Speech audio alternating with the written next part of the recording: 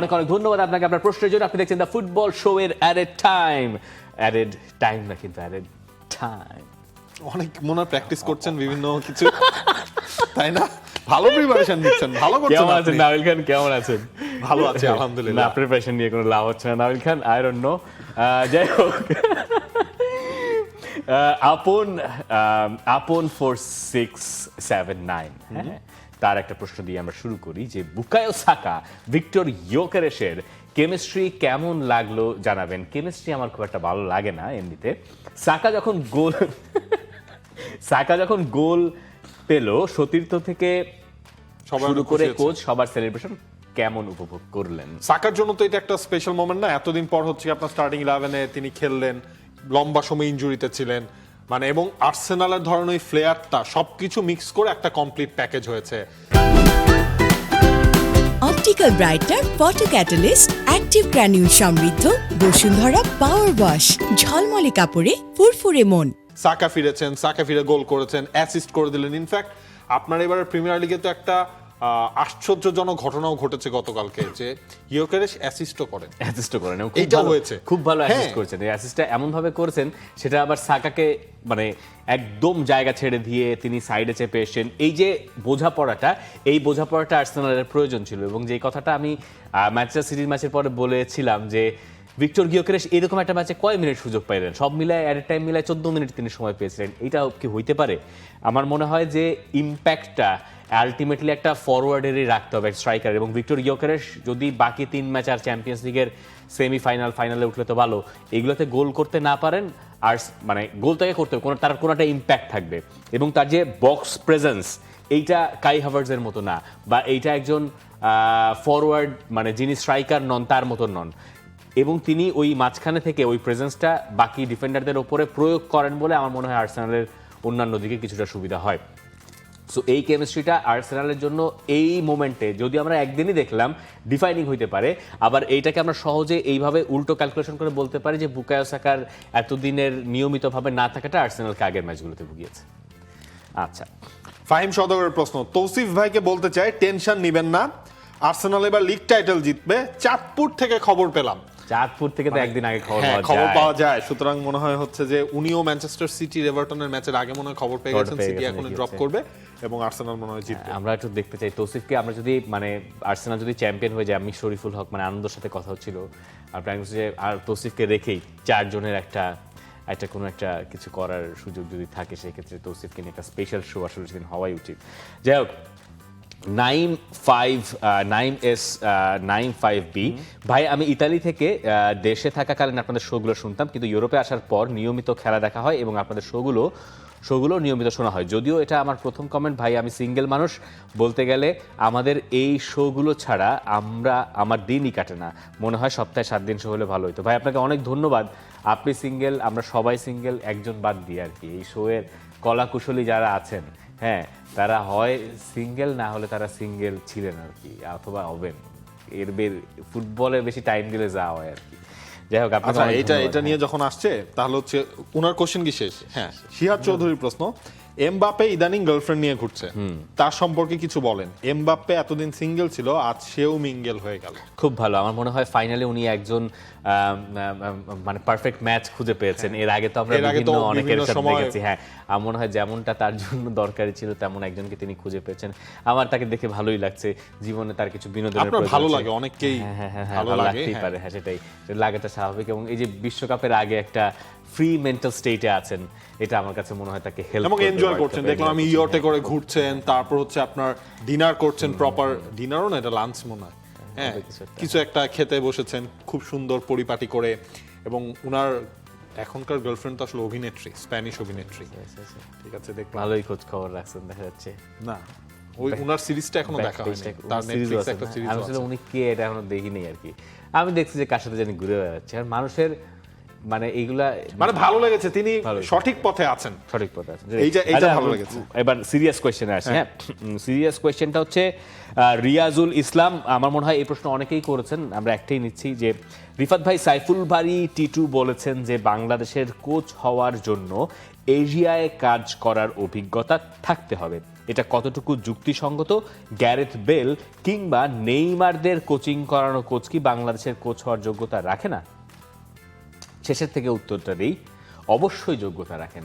মানে নেইমার, তারপরে Gareth Bale, এদেরকে যারা কোচিং করেছেন তারা অবশ্যই বাংলাদেশকে কোচিং করতে পারবেন না কেন? এটা তো কোনো প্রশ্নাতীত, এটা কোনো মানে কোনো কিছুর ভেতরই পড়ে না।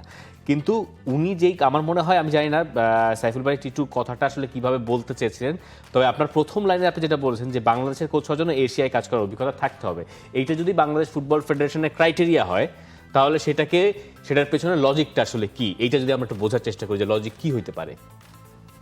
এই জায়গাটা আপনার মানে এই সাবকন্টিনেন্ট সহ এই কন্টিনেন্টে যদি কেউ কাজ করে থাকেন তখন তার যে সুবিধাটা হয় ফুটবল সম্পর্কে, এই সাবকন্টিনেন্ট বা এই কন্টিনেন্টের ফুটবল সম্পর্কে তার একটা আইডিয়া থাকে। কিন্তু আপনি এইবার যেই ধরনের প্রোফাইল আপনি পেয়েছেন ওইটাও যদি আপনি চিন্তা করেন, ধরেন হচ্ছে মানে ওয়েলসের 4 বছর হচ্ছে ওয়েলসের কোচ ছিলেন, হেড কোচ, ওয়েলসের হেড কোচ থাকা, ইউরোতে সেমিফাইনালে ওয়েলসকে নিয়ে যাওয়া, তো একটা বিরাট অর্জন। ইউরোতে কোয়ালিফাই করা এবার বিরাট ব্যাপার ছিল ওয়েলসের জন্য। ওইখান থেকে আপনার হচ্ছে ওয়েলসকে নিয়ে গেছেন, গ্যারেথ বেলকে ধরেন 4 বছর গ্যারেথ বেলদের তিনি সামলেছেন, ওকে ফাইন।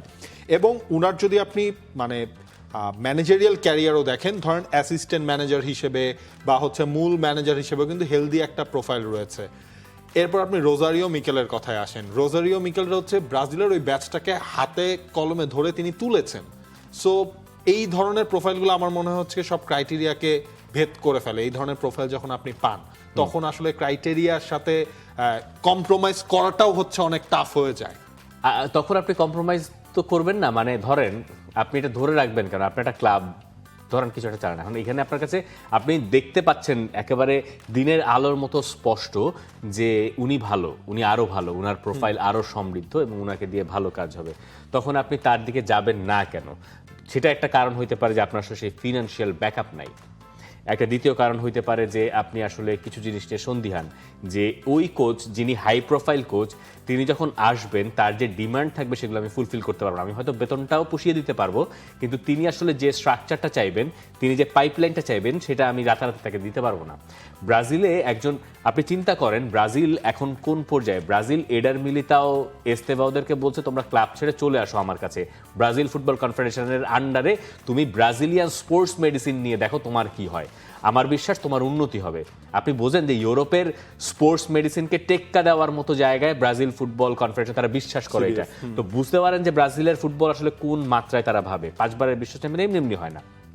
এবং ফুটবলের উন্নতি বলতে আমরা যা বুঝি সেটা আসলে সব কিছুর ভেতরে, এই স্পোর্টস মেডিসিনও তার ভেতরে একটা বড় ব্যাপার। এই যে ফার্মাকোলজি যারা পড়েছেন এরাও বুঝবেন যে ফার্মাকোলজির হিসাবে ইউরোপে, লাতিন আমেরিকায়, এশিয়ায় এগুলো আলাদা আলাদা ব্যাপার স্যাপার থাকে এবং ওই অনুযায়ী ওষুধগুলো তৈরি হয়। সেইটা তাদের বিশ্বাস যে যেই প্লেয়ারটা আমার দেশের আলো হাওয়ায় বেড়ে উঠেছে তাকে আমি এইটা দিলে কাজ হবে বলে তারা বিশ্বাস করে, তাই তাকে তারা নিতে চায়। এইরকম একটা স্ট্যান্ডার্ডে কাজ করা কোচ রাতারাতি বাংলাদেশে এসে এইখানকার এই পরিস্থিতির সঙ্গে মানিয়ে নিতে পারবেন কিনা, এই প্রশ্নটা সবসময় থেকে যাবে। দেন এগেইন আপনি যদি রিস্ক নিতে না পারেন আপনার জীবনে উন্নতি হবে কি করে? বাংলাদেশে যে একেবারে মন্দ কোচ কাজ করে গেছেন তাও তো না, সেন্ট ফিটের মতো কোচ তো কাজ করে গেছেন যিনি আফ্রিকান কাপ অফ নেশনসের দল সামলেছেন, তাদের চেয়েও হাই প্রোফাইল, কিন্তু সেই কোচ ভালো করতে পারেন নাই কেন? তার অন্যতম কারণ হতে পারে তাকে সময় দেওয়া হয় নাই, অথবা তাকে যা প্রোভাইড করা দরকার সেটা প্রোভাইড আমরা করতে পারি নাই, বা ওই সময় বাংলাদেশের প্লেয়াররা হয়তো অত ভালো মানের ছিলেন না, এটা একটা হইতে পারে। কিন্তু যে কারণে এশিয়ার যুক্তিটা টানা হচ্ছে এইটা আবার উড়িয়ে দেওয়া যাচ্ছে না। মানে এই সব কিছুর সঙ্গে একমত হওয়ার পরে বলছি যে এশিয়ার যুক্তিটা কেন উড়িয়ে দেওয়া যাচ্ছে না, এটাকে এইভাবে দেখা দরকার যে ধরেন অনেকে ভাবতে পারেন যে তাহলে বাংলাদেশ একদিন বিশ্বকাপে কি করে খেলবে? বিশ্বকাপে খেলতে হলে কিন্তু আপনার ইউরোপের দলকে বিট করে আপনি বিশ্বকাপ খেলতে পারবেন না। আপনাকে বিশ্বকাপ খেলতে হলে এশিয়ার দলকে বিট করে বিশ্বকাপ খেলতে হবে। এবং আপনি যত ম্যাচ খেলবেন, এই সান মারিনোর সঙ্গে তো আপনি কালে ভদ্র খেলবেন, বা ইউরোপের টিমের সঙ্গে আপনি 5 বছরে একটা ম্যাচ খেলার সুযোগ পাবেন, 2 বছরে একটা পাবেন। আপনি ওই রেজিয়নেই খেলবেন, আপনি এশিয়ার মধ্যেই খেলবেন, এত বড় একটা এশিয়া। আজকে উজবেকিস্তান পর্যন্ত খেলতে পারলেও তো আপনার জন্য সাকসেস। জর্ডানের সঙ্গে খেলতে পারলে সাকসেস। যে জর্ডানের সঙ্গে আপনি ড্র করছেন, সেই জর্ডান তখন বিশ্বকাপ আর্জেন্টিনার সাথে খেলবে, একই গ্রুপে পড়ছে, বিশ্বকাপ খেলতেছে। এবং যে কারণে এটা প্রয়োজন, আপনি যে পরের বছর যে ওয়ার্ল্ড কাপ কোয়ালিফায়ার শুরু হবে তখন ধরেন আপনার প্রি কোয়ালিফায়ার্স, কথার কথা আগের ফরম্যাট অনুযায়ী বলতেছি, প্রি কোয়ালিফায়ার্স পড়লে কথার কথা ধরেন লাওসের সঙ্গে, লাওস সম্পর্কে একটা প্রি সেট ধারণা ওই কোচের থাকাটা প্রয়োজনীয়, জরুরি না একেবারে মানে থাকতেই হবে তাও না, কিন্তু প্রয়োজনীয়, থাকলে ভালো। এবং এটা আসলে কি হয়, বাংলাদেশ ফুটবল ফেডারেশন আমার ধারণা এমন একজন কোচকে চান যার এশিয়াতে কানেক্টিভিটি আছে, তার কানেক্টিভিটি বিএফএফ ইউজ করছে। সেই কানেক্টিভিটি কীরকম, যে সে হয়তো জানে যে কম্বোডিয়ায় গেলে খেলতে গেলে ওর পাশে কোন মাঠটা আমি অ্যারেঞ্জ করতে পারবো, এএফসির লোকেদের সাথে একটু খাতির হয়তো আছে, হয়তো আমি ইউএইতে গেলে কিভাবে আমি একটা মাঠ পেতে পারবো, কারণ আমার তো 10 দিনের একটা ক্যাম্প করা লাগে। 10 দিনের ক্যাম্প করতে গেলে ওই মাঠের খরচটা যাতে আমার একটু লাঘব হয় বা ফ্যাসিলিটিসগুলো আমি প্রোভাইড করতে পারি বা পাই। বাংলাদেশ গত কয়েক বছর ধরে সৌদি আরবে ক্যাম্প ট্যাম্প করতে গেলে তো পার্সোনাল রিলেশনে এই ব্যাপারগুলোর জন্যই সম্ভবত এশিয়ার এই ব্যাপারটা, কিন্তু সাউথ এশিয়াটা এখানে করতে আসতেছে এটা আমার কাছে ঠিক বোধগম্য না। সাউথ এশিয়া কি খুব বড় হাই প্রোফাইল কোচ কাজ করেন? সাউথ এশিয়ার হিসেব করলে আপনি ধরেন, হ্যাঁ, ইগোর স্টিমাকের নাম আমরা শুনেছি, তিনি অ্যাপ্লাই করেছেন, তিনি শর্ট লিস্টেও আসলে আছেন। এছাড়া কিন্তু সাউথ এশিয়াতে কাজ করা খুব বড় কোনো প্রোফাইলের মানে খোঁজ আমরা কখনো পাইনি, বা তারা ইন্টারেস্টেড বা তারা অ্যাপ্লাই করেছেন। হ্যাঁ, পিটার সেগ্রেটের কথা আপনি বললেও বলতে পারেন, পিটার সেগ্রেটেরও হিসাব নিকাশ আছে, তিনিও শর্ট লিস্টে আলটিমেটলি আসলে ছিলেন। বাট এই জায়গায় কি একটা জিনিস আপনার মানে এই এশিয়া অঞ্চলে সাফল্য পাওয়া এমন কোচরাও কিন্তু শর্ট লিস্টে আছেন। সো দিন শেষে আসলে বাংলাদেশ ফুটবল ফেডারেশনকে ডিসিশনটা নিতে হবে ওরা কোনটাকে আসলে প্রায়োরিটি দেবেন। এখন আর্জেন্টিনা যখন একজন কোচকে নিতে চায়, বা ধরেন মানে এটা যদিও একেবারেই বেমানান একটা মিল, ব্রাজিল তো অনেক দিন পরে একজন কোচ নিয়েছেন যিনি ব্রাজিলিয়ান না, এটা তাদের ইতিহাস ঐতিহ্যের সাথে সম্পর্কিত। কারণ ওইখানে ওই ব্যাপারগুলো থাকে যে ওই আলোচনা কিন্তু হয়েছে যে আনচেলত্তি যখন এসছেন বা আসার আগে পরে যে একজন নন ব্রাজিলিয়ান আসলে ব্রাজিলিয়ান লিগের খেলাটা কি কোন ইয়াতে দেখবে, ওই একই ব্যাপারটা তিনি সহজে বুঝবেন কিনা। আনচেলত্তিকে নিয়ে যদি এই প্রশ্ন ব্রাজিলের ভেতরে থাকতে পারে তাহলে আমাদের দেশে এই প্রশ্নটা থাকবে, এটা একেবারে অবান্তর না। মানে ব্যাপারটাকে যত অবান্তর মনে হচ্ছে সেটা এতখানি অবান্তরের পেছনে যুক্তি খুঁজলে আপনি খুঁজতে পারেন। দেন এগেইন আপনার কাছে যে ধরনের প্রোফাইল এসছে, তারপরে আপনার ওই যে সেট ক্রাইটেরিয়া, সেখান থেকে ব্যারিয়ার ভেঙে অন্য কিছু করার স্বাধীনতা আপনার কাছে আছে, এইটাই আপনার জন্য। এবং ওই রিস্কটা নিতে চাইলেও নেওয়া যায়, ঠিক আছে, নেওয়া রিস্ক যায়। না, এটা বলেন যদি হচ্ছে এইটার জন্য আলটিমেটলি এটা ওনাদের কাছে মনে হতে পারে এই রিস্কটা আমি নিব কিনা, যে কখন হচ্ছে এই এশিয়াতেই কাজ করে নেই, ওই রিস্কটা আমি নিব কিনা। সো ওইটা একটা পয়েন্ট। আর সেনফিটের যে কথা বললেন, সেনফিট কিন্তু রিসেন্টলি হচ্ছে আপনার মালির চাকরি ছেড়েছেন। তো ওনার সাথে আমার খুব ভালো প্রায় যোগাযোগ হয় ওনার সাথে আমার। যখন আমি ওই দিনে সকালবেলা হচ্ছে আপনার দেখলাম সেনফিট ফেসবুকে ছবি পোস্ট করে দিয়েছেন যে মালির সাথে উনি আর নাই, আমি ইনস্ট্যান্ট বাংলাদেশ ফুটবল ফেডারেশনের সোশ্যাল মিডিয়া পেজে গেলাম, ওই কোচের রিক্রুটমেন্টের যে সার্কুলারটা আছে ওইটা নিয়ে আমি সেনফিটকে পাঠিয়েছি, কারণ তখনও একদিন বাকি আছে, মানে এপ্রিল মাসের একদম শেষ দিনের ঘটনা। সেনফিট একটু পরে দেখলো, ঠিক আছে। তারপর আমি ধরেন হচ্ছে মাঝখানে লিখলাম যে তুমি যখন ছিলা তখনের এখনের অবস্থা অনেক কিছু চেঞ্জ হয়েছে। উনি বলছে দেখো আমি আসলে সব খবরই রাখি বা আমি জানি, আমি হামজা টামজা সহ অনেক কিছুই বললাম। উনি বলছে হামজারা খেলছে, আরও অনেক বাইরের লিগে যারা খেলছে এমন প্রোফাইলও বাংলাদেশ ন্যাশনাল টিমের হয়ে খেলছে, এটা দেখতে আমার ভালো লাগে, আমি এমন একটা দলের কোচ ছিলাম, কিন্তু আলটিমেটলি আমার টার্গেটটা এখন ওয়ার্ল্ড কাপ খেলছে বা ওয়ার্ল্ড কাপের আশপাশে যেসব দল রয়েছে সেগুলো। এইটাও একটা বড় ব্যাপার। ও আমাকে বলেছে তুই মন খারাপ করো না, বাংলাদেশের ফুটবলও একদিন আগাবে, কিন্তু ধরো আমার ইনস্ট্যান্ট এই মুহূর্তের টার্গেট আমি অনেকগুলো আফকনে দল সামলেছি, এখন আমি পরের লেভেলে তিনি দলকে নিয়ে গেছেন, এবং 41 দল যেহেতু এখন হচ্ছেই, খুবই সম্ভব। আমার মনে হয় ভাই এই প্রশ্নটা আমরা কিছুটা কভার করতে পেরেছি, মানে যেটা আপনি জানেন, মানে ধরুন আমাদের যেটা মনে হয় বাইরে সেটা আমরা বলতে পেরেছি। জাস্ট এ র্যান্ডম ইন্ট্রোভার্ট তার একটা প্রশ্ন, বাংলাদেশ ফুটবল লিগ আর ইংলিশ প্রিমিয়ার লিগের মিলটা চমৎকার না? দুই লিগেই লাল দল শুরু থেকে দাপট দেখালেও হঠাৎ করে একটি আকাশী নীল দল এসে তাদের চ্যালেঞ্জ জানাচ্ছে। একদিকে ম্যানচেস্টার সিটি, অন্যদিকে আবাহনী লিমিটেড। দুইটার জার্সির কালারের মধ্যেও একটা বেসিক মিল আছে। বসুন্ধরা কিংস আর্সেনালের মধ্যেও ধরেন খালি মানে ব্যাপারটা শিফট হচ্ছে যে ম্যান সিটির এক্সপেরিয়েন্স আছে লিগ জেতার, আবাহনীর এই টিমটা সেই এক্সপেরিয়েন্সটা নাই। বাট আবাহনী হচ্ছে প্রিমিয়ার লিগেরও আবাহনীর সাথে রয়েছে, সো এই জায়গা। বাট হ্যাঁ, জার্সির মিল একটু রিভার্স হয়ে গেছে, আর ম্যান সিটির ইতিহাসটা উপমা তুলে। ও আরো একটা মিল আছে, আর্সেনাল ঠিক ইতিহাস উল্টা। বাংলাদেশ ফুটবল লিগেও লাস্টবার যে চ্যাম্পিয়ন হয়েছিল সে রেসে নাই। হ্যাঁ, ইংলিশ প্রিমিয়ার লিগেও লাস্টবার যে চ্যাম্পিয়ন হয়েছিল সে রেসে নাই। একদিকে লিভারপুল, একদিকে মোহামেডান। প্রিমিয়ার লিগ যখন বললেনই অ্যাস্টন ভিলা টটেনহ্যাম ম্যাচের প্রেডিকশন করেন আপনারা। রবিউল ইসলাম হিরণ বলছেন টটেনহ্যাম অ্যাস্টন ভিলা ম্যাচ আমার কাছে মনে হয় ড্র হবে। টটেনহ্যামের জন্য সুবিধা যে ওয়েস্ট হ্যাম জিততে পারে নাই, হেরে গেছে, এবং এই দিস ইজ দ্য চান্স। কিন্তু অ্যাস্টন ভিলার জন্য আবার ইম্পর্টেন্ট, আগের সপ্তাহে ওই রেজাল্টের পরে তাও তো ইউরোপা আপনার লিগে ইউরোপা লিগেও তো হারের তারা পরে ধরা খেলো। তারপরে এইখানে গিয়ে তাদেরকে আসলে টটেনহ্যামের সঙ্গে হারতে দেখছি না, মানে অ্যাটলিস্ট ড্র তাদের দরকার। টটেনহ্যাম বাঁচা মরার জন্য খেলবে, জিতলে তো ভালো, কিন্তু অ্যাস্টন ভিলাও চ্যাম্পিয়ন্স লিগ স্পটের জন্য খেলবে। আপনার প্রেডিকশন দিয়ে তারপরে কর draw draw draw draw draw, ঠিক আছে। এমটিইউ নিপু তালুকদার, তার প্রশ্ন, আর্তেতাকে যদি যে কোনো একটা শিরোপা বাছাই করতে বলা হয় তাহলে তিনি কোনটাকে বেছে নেবেন, প্রিমিয়ার লিগ নাকি চ্যাম্পিয়ন্স লিগ? প্রিমিয়ার লিগকে বেছে নেবেন। আর্তেতা, প্রিমিয়ার লিগ ভাই। আর্সেনাল ফ্যানরা হয়তো প্রিমিয়ার লিগটা বেছে নেবে, আর্তেতা কি করবেন আমি জানি না।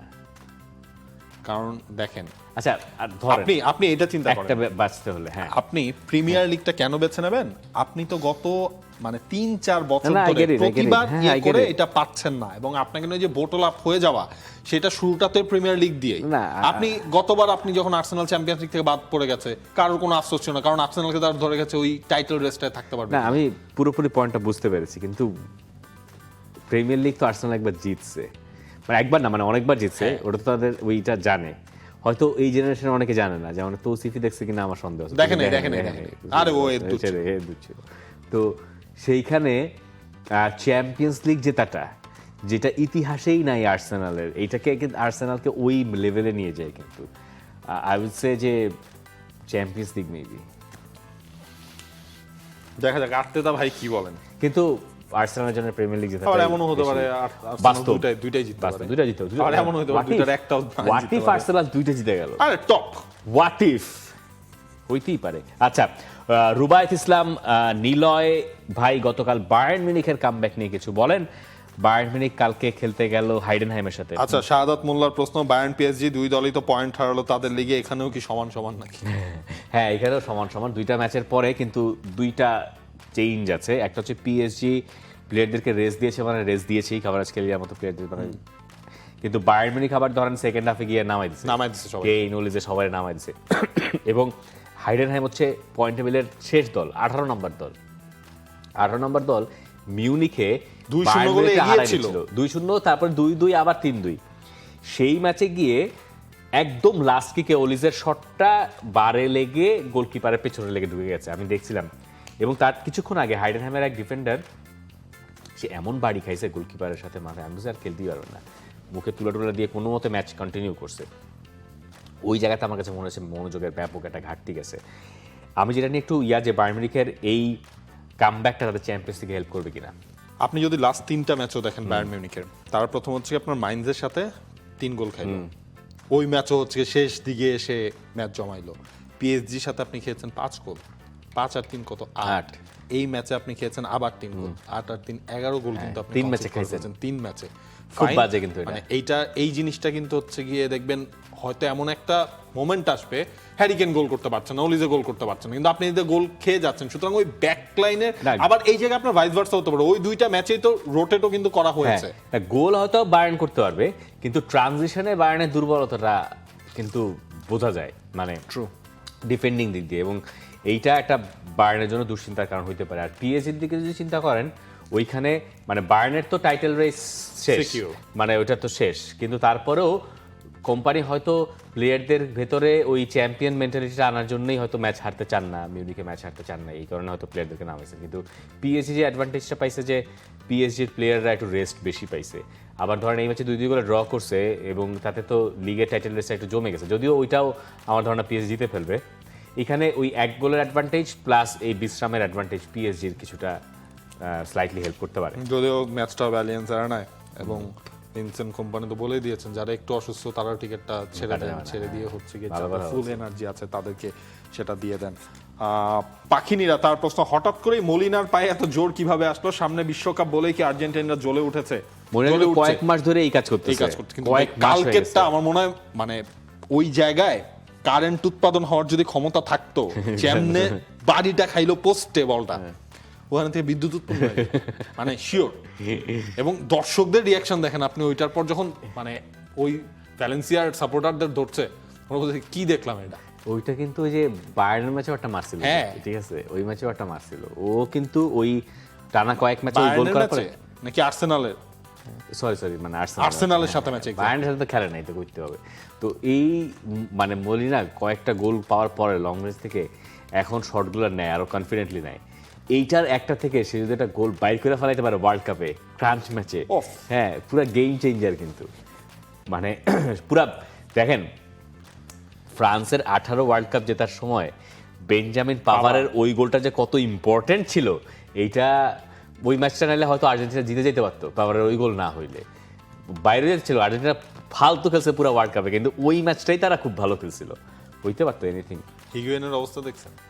হ্যাঁ মানে একটা ডিপ্রেসড লোক, মানে খুব খারাপ লাগছে দেখে, ছবিটা দেখে খারাপ লাগছে যে বেচারা অনেক ডিপ্রেশনে আছে এবং একটা জীবন আসলে কই থেকে কই চলে যেতে পারে তার একটা উদাহরণ। এবং উনি তো আর জীবনে কোনোদিন হাসবে বললাম, মানে হাসে তো নিশ্চয়ই, কিন্তু তার ভেতরের যে স্যাডনেসটা এটা তার ক্যারি করতে হবে সারা জীবন।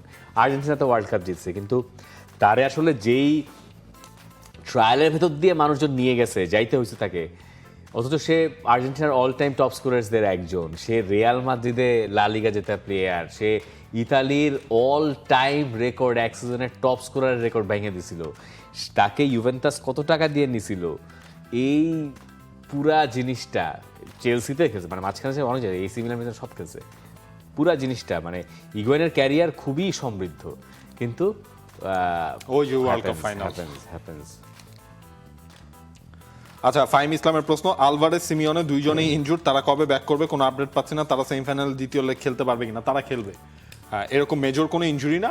আর মানে সিমিওনে তো এই কাজটা হচ্ছে আমরা দেখলাম বার্সেলোনার সাথে ওই ম্যাচের আগেও করেছিল, ফুল টিম রেস্ট দিয়ে তাদেরকে হচ্ছে একেবারে নতুন করে সেকেন্ড লেগটার আগে নামায়। এই জায়গাতেও তিনি ওই কাজটাই করেছেন এবং এই জায়গায় ধরেন হচ্ছে যে প্রেস হ্যান্ডেল করবো না, ওই ব্যাপারে আমি যাব না, কোনো কিছু বলবো না, এইটা ওনার টেকনিক। আর সিমিওনের কোচ হিসেবে 1000 ম্যাচ টাগ আউটে ছিলেন, বিরাট একটা মোমেন্ট আসলে ওনার জন্য ছিল। নেহওয়াল মাহমুদ ফাহিম এবং এসআর এরিট 1M দুজনের প্রশ্নই কাছাকাছি, দুটোই নিচ্ছি। How effective will Alvarez be for Barca? He is not a box striker, but Barca needs a box striker, so taking Sorloth instead of Alvarez would be more profitable. Bayern would be the right destination for Alvarez, Fahim বলতেছেন। আর SR edit বলতেছেন যে নাবিল ভাই আমার question একবারও নেন নাই, এইবার হলেও নেন। আচ্ছা ঠিক আছে, রাত 2:16 তিনি কমেন্ট করেছেন, বলছেন বার্সা আলভারেজকে নিতে চাইলে প্লেয়ার ট্রেড করেও নিতে পারে, মানে আতলেতিকোর মিডফিল্ড তো নাই, কোকে আর ইয়োরেন্তে তো এইজ হয়ে গেছে, বার্সার মিডের তো অভাব নাই। বার্সার সাথে আতলেতিকোর কোয়ার্টার ফাইনালে সিমিওনে আই হ্যাভ প্ল্যান বলছিল, ওইটা কি ছিল বলে মনে হয়? আচ্ছা মানে উনি একটা সলিউশন দিছে যে আমরা যখনই বলি আলভারেজের জন্য এই যে 60-70 মিলিয়ন খরচ করতে পারেন বার্সা, তো টাকার ব্যাপারটা আসে, প্লেয়ার ট্রেডের কথা বলছে। আর আলভারেজ যদি আপনার কাছে থাকে, আপনি ট্রেডে যাবেন না টাকায় যাবেন? আমি বলি সিমিওনে যদি হচ্ছে আপনার আতলেটিকো থেকে থাকে, আমার মনে হয় আলভারেজ আরো একটা সিজন সিমিওনে তার হাইয়েস্ট ট্রাইটা করবে এই আলভারেজকে রেখে দেওয়ার জন্য। আর সিমিওনেও যদি না থাকে, আলভারেজও যদি তার মনে হয় যে তিনি এই জায়গা থেকে সরে যাবেন, তিনি যেতে পারেন। কিন্তু বার্সেলোনায় আসলে ওই বারবারের ওই কথাটাই ঘুরে ফিরে আসে, বার্সা কাকে বিক্রি করে টাকা এনে বা টাকা দেখিয়ে তারপর আলভারেজকে তারা সাইন করবে, ওইটা তো আপনার ওই ইকুয়েশনটাকে বার্সেলোনাকে মেলাতে হবে। আর ফাহিমের প্রশ্নের উত্তরটা এইভাবে দেই যে বার্সেলোনা যদি আলভারেজকে নেয়, আলভারেজ হবে হচ্ছে ফলস নাইনটাই। ধরেন ডেভিড ভিয়া যখন বার্সায় খেলছে, ডেভিড ভিয়া কি ফুল অন মানে নাম্বার ওই লেভানডস্কির মতো ছিল না, তো সিস্টেম কাজ করছে। এখন আজকালকার দিনে আবার আপনার সাইড বেঞ্চে এমনটা মানে দেখা যাবে যে ফেরান তোরেস আর আলভারেজ প্রায় একই প্রোফাইলে রয়ে যেতে পারে, কিন্তু লেভানডস্কি টাইপ একটা লাগবে। কারণ সরলোথেও কথাও শোনা যাইতেছে বার্সা আবার সরলোথের দিকে আগ্রহী, বা দুইজনকে একসাথে নিয়ে লেভানডস্কিকে ধরুন হচ্ছে ড্রপ করলো, লেভানডস্কির পার্ট শেষ করে দিল, সরলোথ, আলভারেজ এবং ফেরান তোরেস দুইজনে পাবে না, আতলেতিকো দুইজনে ছেড়ে দিবে নাকি মাথা খারাপ। কিন্তু বক্সে আবার একটা ব্যাকআপ নাম্বার নাই হইলেও লাগবে, সেটা যেই রকমই হোক না কেন, আমার কাছে সেটা মনে হয়। আর বার্সা আলভারেজ খুব ভালো মানিয়ে যাবে, এটা নিয়ে আমার কোনো সন্দেহ নেই। আমার হাতে শেষ প্রশ্ন, সারওয়ার রহমান অনি, তার প্রশ্ন, should Luis Kelly start against ATM? দেখলাম অনেকেই বলতেছেন এটা, কিন্তু আমার মনে হয় আর্তেতা আসলে ওই কাজটা করবেন, কারণ জুবিমেন্দি এবং ডেক্লান রাইস এই দুইজন তো আসলে প্রুভেন পেয়ার হিসাব করলে ওই বিগ ম্যাচ। বাট জুবিমেন্দি মনে একটু টায়ার্ডও, কয়েকটা রেস্টটা তো ধরেন হচ্ছে রেস্টটা তো তিনি পেয়ে গেছেন এখন, ওই হিসাব করে আমার মনে হয় এইটার কারণেও তাকে রেস্ট দেওয়া হলো। আর লুইস কেলি গত ম্যাচের one of the best performer, এটা নিয়ে কোনো কথা। হ্যাঁ আমার কাছে মনে হয় যে মিডফিল্ডে ব্যালেন্স হিসাব করলে এক্স্যাক্টলি। আর এখনই চ্যাম্পিয়ন্স লিগ ম্যাচে স্টার্ট করানোর মতো কিনা কি জানি। হয়তো ম্যানচেস্টার সিটি যদি নেক্সট এভারটনের সাথে পয়েন্ট হারায়, আমরা হয়তো দেখতে পারি প্রিমিয়ার লিগের ম্যাচে তাকে স্টার্ট করানো হলো, এবং একটা অপশন তো আসলে বাট যেটা হচ্ছে লুইস কেলি আপনি পরে নামাইলেন, সমস্যা হ্যাঁ। পরে নামাইলেন, তো ভালো অপশন। শেষ, ধন্যবাদ, থ্যাংক ইউ, দোয়া করবেন আমাদের জন্য। দোয়া করবেন সেটাই। For more updates, subscribe to our YouTube channel and click on the bell icon. Follow us on Facebook and Instagram. Download T-Sports app to enjoy exciting games and highlights. Visit tsports.com.